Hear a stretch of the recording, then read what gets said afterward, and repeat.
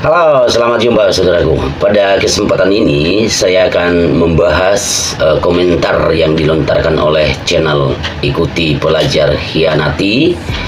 Itu di sini dikatakan ya, bedakan kawan karya penyaliban dengan karya keselamatan. Namun budaya yang mendarah daging kebanyakan orang Kristen, termasuk Anda, termasuk saya maksudnya, menyamakan karya penyaliban dengan keselamatan. Wah, ini pertanyaan yang sangat bagus dan mendalam ya. Dan ini memang sering membuat banyak orang, bahkan umat beriman sendiri agak bingung. Kita bahas dengan jelas, sederhana, tapi juga mendalam secara biblis, teologis, dan filosofis. Ya, oke, saudaraku, secara khusus yang komentator saya di channel ini, pertanyaannya saya buat begini. Apakah karya penyaliban sama dengan keselamatan? Nah, jawaban singkat dulu, tidak sepenuhnya sama, tapi sangat berkaitan erat dan tidak dipisahkan. Kita bisa ibaratkan begini, penyaliban adalah jalan, keselamatan adalah tujuan. Penyaliban sama dengan peristiwa atau karya penebusan. Saudaraku, penyaliban adalah itu aksi konkret Allah di dalam sejarah. Itu peristiwa aktual ketika Yesus Sang Putra Allah rela mati di kayu salib demi menebus dosa manusia. Kita lihat Yohanes 19 ayat 30, teman-teman. Silahkan dibuka. Ya, kata Yesus di salib menunjukkan bahwa karya penebusan telah digenapi. Apa kata Yesus di salib? Sudah selesai. Nah, penyaliban adalah tindakan kasih Allah yang aktif di mana Yesus menanggung dosa manusia, dosa dunia. Di dalam Yohanes 1 ayat 29. Itulah karya penebusan, bagian sentral dari seluruh rencana keselamatan. Namun, penyaliban sendiri belum keselamatan penuh. Karena keselamatan disempurnakan oleh kebangkitan dan penerimaan manusia atas karya itu, saudaraku. Ya, keselamatan sama dengan buah dan tujuan dari penyaliban. Ya, harus tahu ini semua. Keselamatan itu hasil dari karya salib. Tanpa salib, ya, keselamatan tidak mungkin. Kalau tidak percaya itu, habislah teologi salib kita. Tapi tanpa penerimaan manusia, keselamatan belum dialami. Seperti dikatakan di dalam surat Rasul Paulus kepada jemaat di Roma bab 5 ayat 10.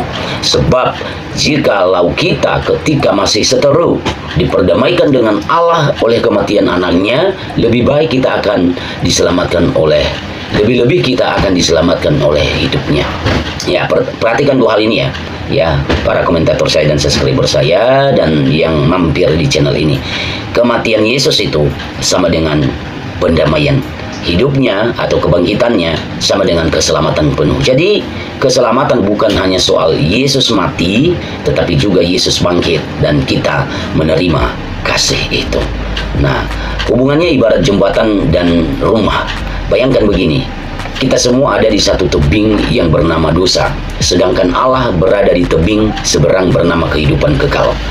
Ya, jadi salib adalah jembatan yang Allah bangun ya agar kita bisa menyeberang.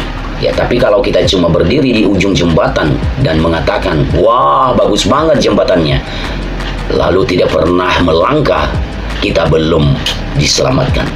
Sekali lagi, penyaliban sama dengan jembatan dibangun, keselamatan sama dengan kita menyeberang melalui jembatan itu. Mari kita lihat secara teologis ya, dalam pandangan Katolik dan secara biblis perbedaan ini jelas, teman-teman ya. Aspek hakikatnya penyaliban peristiwa penebusan Kristus ya. Keselamatannya apa? Rahmat dan hasil penebusan. Terus pelaku utama siapa? Ya, Kristus, tindakan objektif dan keselamatan Allah dan manusia di mana kerja sama rahmat dan iman. Nah, soal waktunya apa? Terjadi sekali untuk selamanya di Golgota. Diterima terus-menerus sepanjang hidup. Nah, dari hal ini ada maknanya. Maknanya apa? Pengorbanan Kristus demi manusia. Ya, keselamatannya apa? Pemulihan hubungan manusia dengan Allah. Ayat kunci yang perlu kita lihat di sini adalah Yohanes 19 ayat 30. dengan perkataan Yesus disalib sudah selesai. Nah, keselamatannya ada di Efesus 2 ayat 8-9. Kamu diselamatkan oleh kasih karunia melalui iman.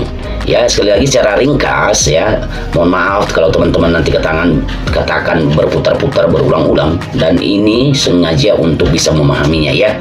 Penyaliban sama dengan karya objektif Allah, keselamatan hasil subjektif yang kita terima dengan iman dan kasih ya.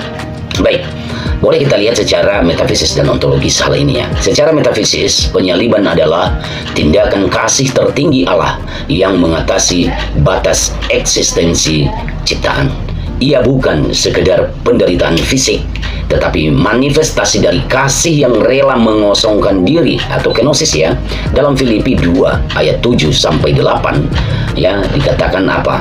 Kasih yang rela mengosongkan diri. Nah, secara ontologis boleh kita lihat bahwa salib mengubah hakikat keberadaan manusia dari makhluk berdosa menjadi makhluk baru di dalam Kristus. 2 Korintus 5 ayat 17. Jadi siapa yang ada di dalam Kristus? Ia adalah ciptaan baru. Jadi salib adalah peristiwa yang mengubah realitas keberadaan manusia, dan keselamatan adalah keadaan baru dari manusia yang diubah itu. Kiranya jelas ya saudaraku, ikuti pelajari hianati ya. Oke deh, mari kita buat satu analogi. Bayangin kamu sedang sakit parah, lalu dokter kasih obat super mahal, gratis pula. Nah, penyaliban sama dengan obat itu disiapkan dan diberikan. Keselamatan sama dengan kamu minum obat itu dan kamu sembuh, saudaraku. Kalau kamu simpan obatnya di lemari tapi enggak diminum, ya kamu tetap sakit. Begitu juga salib.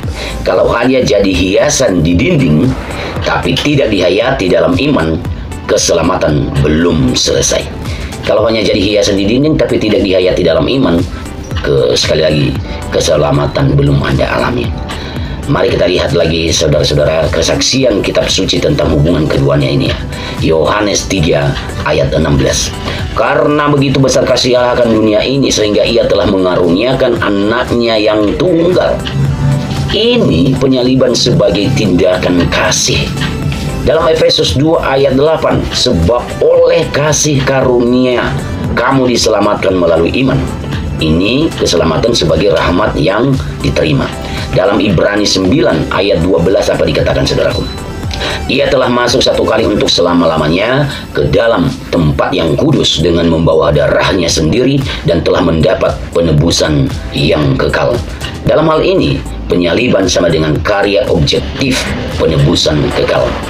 Dalam Roma 10 ayat 9, jika kamu mengaku dengan mulutmu bahwa Yesus adalah Tuhan dan percaya bahwa Allah telah membangkitkan dia dari antara orang mati, maka kamu akan diselamatkan. Di dalam hal ini, keselamatan sama dengan penerimaan iman atas karya salib. Mari kita simpulkan, penyaliban dan keselamatan itu adalah tidak identik, tapi tidak mungkin dipisahkan. Salib adalah tindakan kasih Allah yang membuka jalan, dan keselamatan adalah buah kasih yang kita alami, ya, yang kita alami jika kita berjalan di jalan itu. Atau dengan kalimat sederhana, tanpa penyaliban tidak ada keselamatan, tapi tanpa iman dan kasih, penyaliban belum menjadi keselamatan bagimu. Di salib Allah berkata, aku sudah lakukan bagianku. Dalam iman, manusia menjawab, sekarang aku mau menerima bagianmu. Dan disitulah keselamatan terjadi, ketika cinta Allah dan kebebasan manusia bertemu di bawah bayangan salib, saudaraku. Terima kasih, semoga saudaraku ikuti pelajari hianati dalam komentarnya. Dengan jawaban saya ini sudah menjawab pertanyaan atau pernyataan Anda lebih pada pernyataannya karya penyaliban dengan karya selamatan Anda samakan. Tidak disamakan, tidak identik, tapi tidak pernah lepas karya keselamatan itu dengan teologi salib. Terima kasih sudah menonton.